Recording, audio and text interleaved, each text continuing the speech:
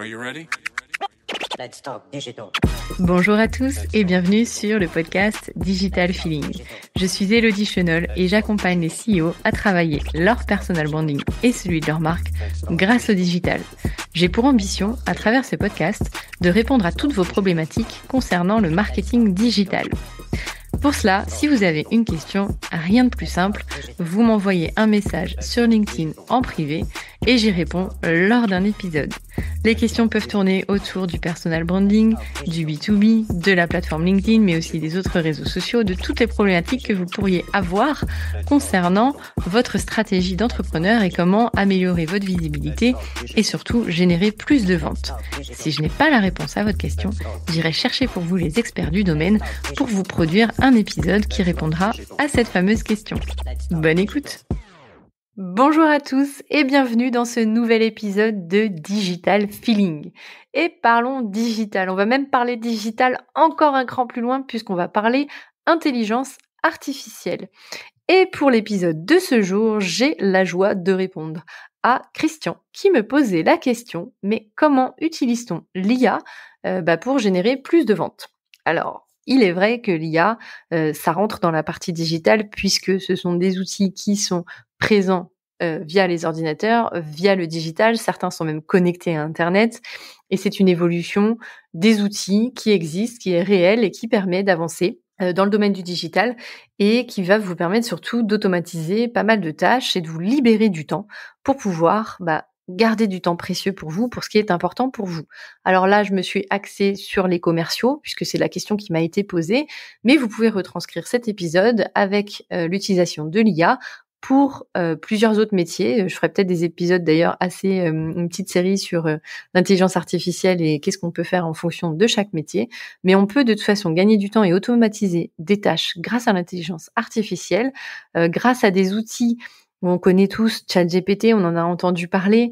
Vous avez Bard qui arrive dans la course, qui est par Google et qui est lui connecté à Internet. Vous avez plein d'outils qui existent et qui vous permettent, comme Midjourney, de créer des visuels ou DALL-E. Vous avez Murph qui va vous permettre de créer des voix assez humaines d'ailleurs, mais aussi des musiques si jamais vous avez des podcasts ou si jamais vous voulez pas utiliser votre voix dans des vidéos ou dans des podcasts. Vous avez plein d'IA en fonction des besoins que vous avez. Et c'est vrai que j'aime bien dire en ce moment, il y a 10 ans, il y avait une application pour tout. Maintenant, on a une IA pour tout. Alors c'est parti pour répondre à cette question de Christian, que je remercie d'ailleurs au passage, puisque vous le savez, ce podcast n'existe pas sans les questions que vous me posez. Et pour ça, il suffit de m'envoyer un message sur LinkedIn et j'ai le plaisir d'y répondre lors d'un épisode. Pour revenir sur le thème de cet épisode, l'intelligence artificielle au service des commerciaux, pour savoir comment elle peut vous aider, pour commencer, elle peut vous aider à gagner du temps. Et donc en gagnant du temps, vous serez plus efficace sur des tâches qui peuvent paraître chronophages. Alors on va souvent automatiser des tâches qui sont répétitives, par exemple la gestion des emails. Alors moi je ne vous encourage pas à faire des emails copier-coller pour tout le monde, évidemment. En plus je suis pas une grosse fan du cold email, mais si vous avez des emails assez similaires qui reviennent récemment en fonction de l'étape dans laquelle se trouve votre plan de prospection, à ce moment-là, vous peut-être gérer des messages avec l'intelligence artificielle qui vous permettra d'avoir un tronc plus ou moins commun ou même d'avoir des réponses qui seraient en fonction de la réponse de votre prospect que vous aurez prédéfinie et qui vous permettra de passer à l'étape suivante. Par exemple, quand on prospecte, on peut se dire, étape 1, mon prospect est à l'étape 1, donc il apprend à me connaître, je vais lui envoyer un email qui va lui envoyer peut-être ma newsletter. Ensuite, il va cliquer et s'abonner à la newsletter, il va passer dans une autre étape, il va montrer son engagement et donc je vais l'emmener vers un autre email qui peut-être lui enverra un e-book.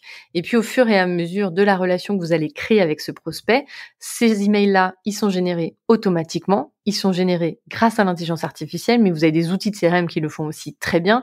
L'IA, c'est peut-être plus pour tourner des phrases, peut-être tout mettre au même endroit en fonction de l'outil que vous utilisez, etc. Mais ça vous permettra de gagner du temps et d'avoir quelque chose d'assez automatisé dans ce qu'on appelle le nurturing. Donc, c'est comment je donne de l'information à mon lead pour qu'il devienne un client. Donc, je transforme mon prospect en client en lui donnant un maximum d'informations.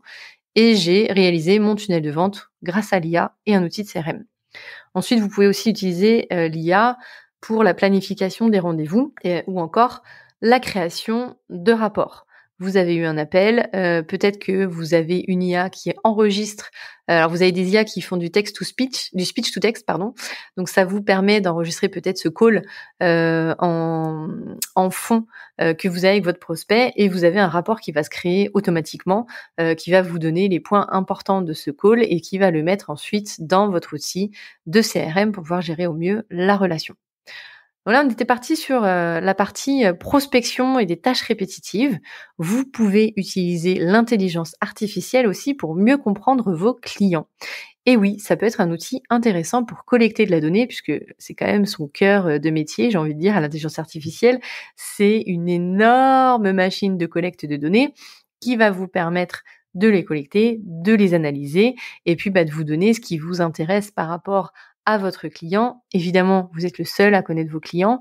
Vous allez vous appuyer sur l'IA pour avoir peut-être soit vous confirmer dans un segment ou avoir des informations complémentaires par rapport à ce segment de clients. Vous avez même des outils dans certains CRM qui vous permettent de générer des personas. Évidemment, je vous encourage à générer des personas en fonction de vos connaissances à vous, de vos clients à vous, et ensuite d'utiliser l'IA pour aller un cran plus loin, ou alors en pré-mâchage, mais vous allez de toute façon toujours devoir utiliser l'IA en tant qu'assistant et non pas faire à la place. Ne faites pas l'erreur de demander à l'IA quel est votre persona, puisque vous aurez un persona à côté de la plaque, entre guillemets, puisque ce ne sera pas nourri de vos propres clients. Donc vraiment, prenez le temps de faire ça correctement et utilisez l'IA pour collecter un maximum de données, les analyser pour vous, analyser les habitudes d'achat, les préférences, les besoins, vraiment tout ce qui va pouvoir être important pour vous. Peut-être même pour créer une campagne marketing si vous avez décidé de faire une campagne emailing ou de faire une campagne de publicité pour vraiment avoir un segment précis à cibler. Mais vraiment, voilà, j'insiste beaucoup en tant qu'assistant et pas à la place d'eux.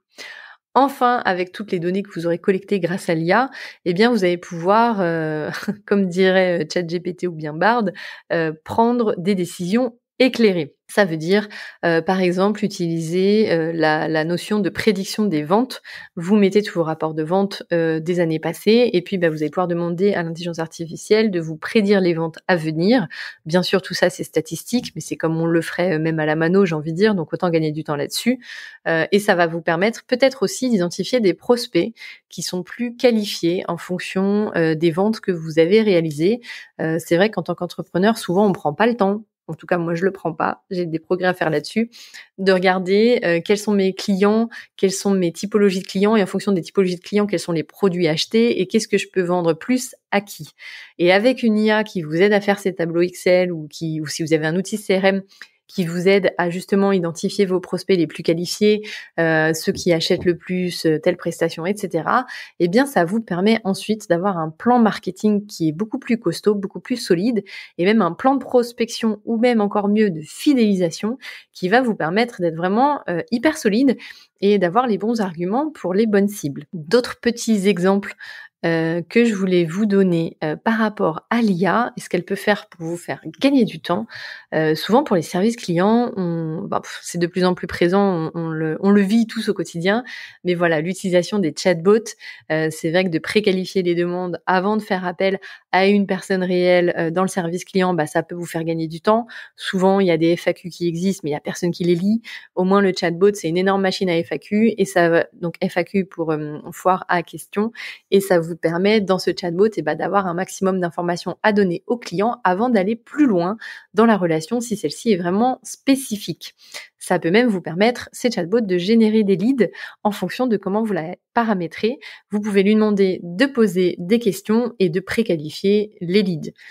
Ça peut être également des outils d'analyse, évidemment, on l'a vu avec les données, etc. C'est vraiment son point fort. Ça peut, grâce à ces analyses, devenir des outils de recommandation, puisqu'avec toutes ces données, ils vont pouvoir extraire finalement des habitudes d'achat ou même des préférences. Ça peut être des outils de prévision, on l'a vu avec les prévisions des ventes, mais si vous êtes dans la finance, vous pouvez peut-être aussi prévoir vos dépenses et puis faire un petit tableau de balance comptable pour voir où vous en êtes. Et ça peut être aussi un outil de gestion des risques, puisque les risques repose aussi sur des données et ça peut être intéressant d'avoir les bonnes informations et puis des informations sur lesquelles il faut faire attention et s'il y a des risques commerciaux de pouvoir les identifier. Voilà, j'espère avoir fait le tour de la question pour notamment comment utiliser les outils d'intelligence artificielle dans le domaine du commercial. Je vous retrouve très vite pour une nouvelle question et un nouvel épisode et je vous remercie encore de me poser toutes ces questions sur LinkedIn et de me permettre d'y répondre lors d'un épisode. À bientôt. Thank you. You're welcome.